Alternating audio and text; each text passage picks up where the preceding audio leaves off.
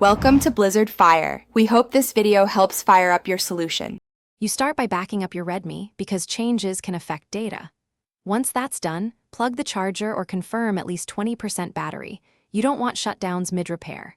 Remove any case and screen protector, then gently clean the glass with a microfiber cloth and 70% isopropyl.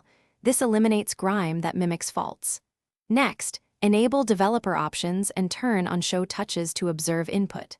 Now, run a simple touchscreen test across all edges to map dead zones. Note exact locations.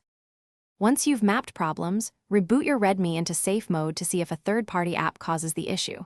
If touch improves, uninstall recent apps. Make sure MIUI is updated. Firmware patches often fix driver glitches, and then wipe the cache partition from recovery to remove corrupted temporary files. If the problem persists, use a trusted touch calibration app or the built-in test menu to recalibrate sensitivity and dead zones.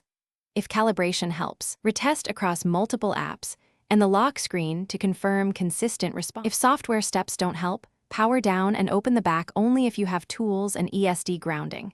Inspect the display flex cable and connector for looseness or corrosion, then carefully reseat it, make sure clips lock.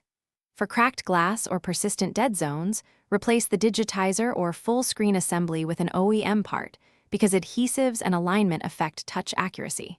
Once reassembled, test fully. If problems continue, stop and contact authorized service.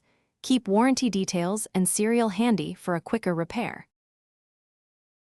Thanks for watching. If you found this helpful, don't forget to like and subscribe.